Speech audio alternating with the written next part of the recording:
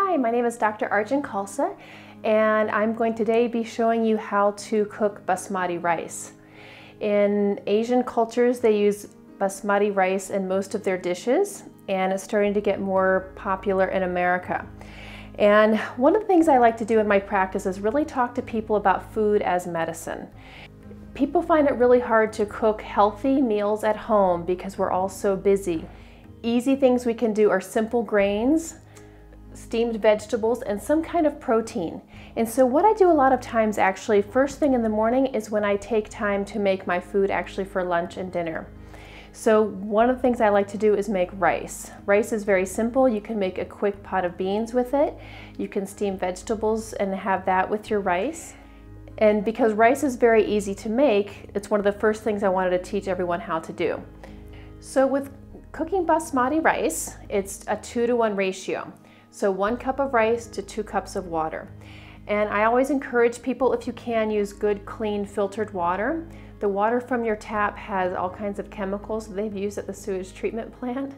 And they've used chlorine in it. So you want to use good, clean water when you're cooking as well as when you're drinking. So here I've already measured out 1 cup of basmati rice. And when we're cooking rice, we're going to be cleaning the rice until the water comes clean. So 1 cup of rice here, and then I'll move over to the kitchen sink.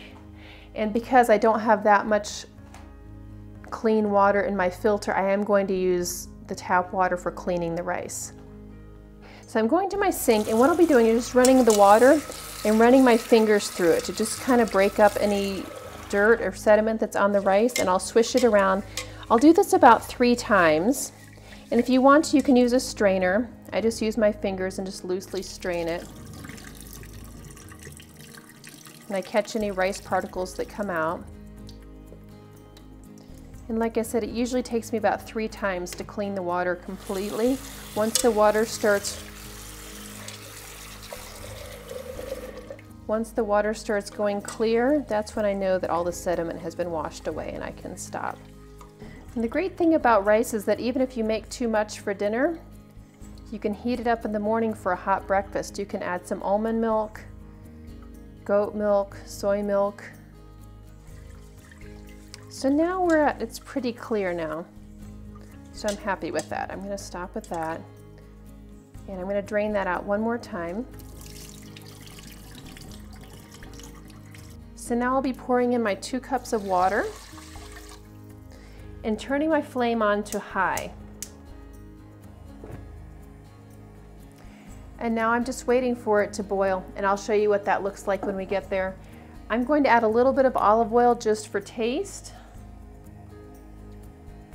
And that's it. Now we can wait and we can prepare other vegetables and our other food that's going to be going over the rice.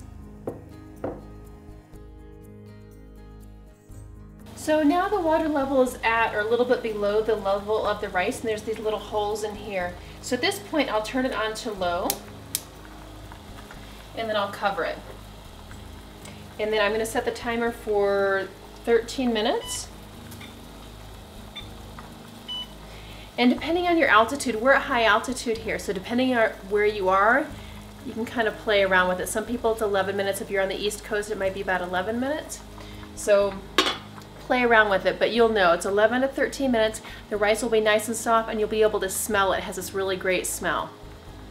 So this is what the rice looks like. It should be nice and fluffy and a little bit puffy.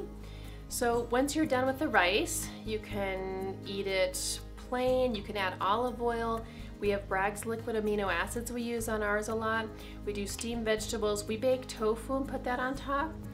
Rice is very versatile. There's a lot of different things you can do with it. So once it's cooked, you can do as much as you want with it. And if you have leftover in the mornings, you can add milk to it, a little bit of vanilla, a little maple syrup, salt, and have it as a breakfast cereal, like a kheer, like a rice pudding in the morning.